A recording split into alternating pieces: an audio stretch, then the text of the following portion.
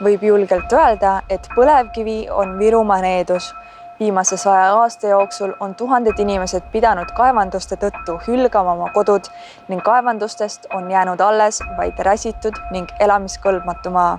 Nüüdseks aga hakkab põlevkivi Ida-Virumaal otsa saama ning põlevkivitööstus kiikab järjest enam Lääne-Virumaa suunas.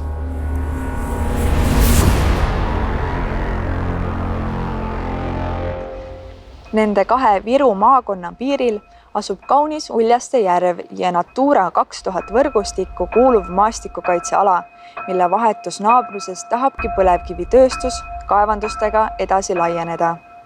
Kaevandamiseks eelneva uurimise raames soovitakse viia läbi maapõue puurimisi ning osa puurimisi viidi juba läbi lausa salaja ja ebaseaduslikult.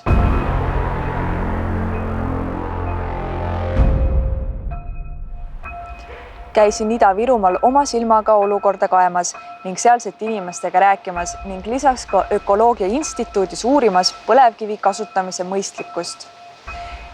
Nendest vestlustest ongi sündinud temaatiline lühidokumentaal Põleva kivi needus, mida kutsun igaühte vaatama ja julgesti ka teistega jagama. Et Uljaste järve vett tegelikult hoiabki ainult see kitsas oosiriba.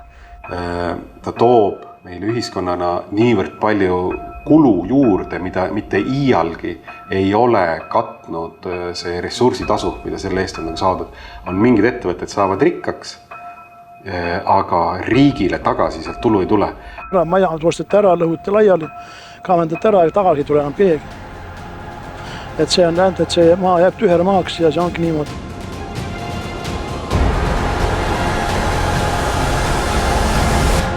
Kas tõesti peame Eesti looduse ja ilu tooma ühe kitsa grupi lühiajalise ärikasu altarile ja jätma tagajärjed tulevaste põlvkondade kanda?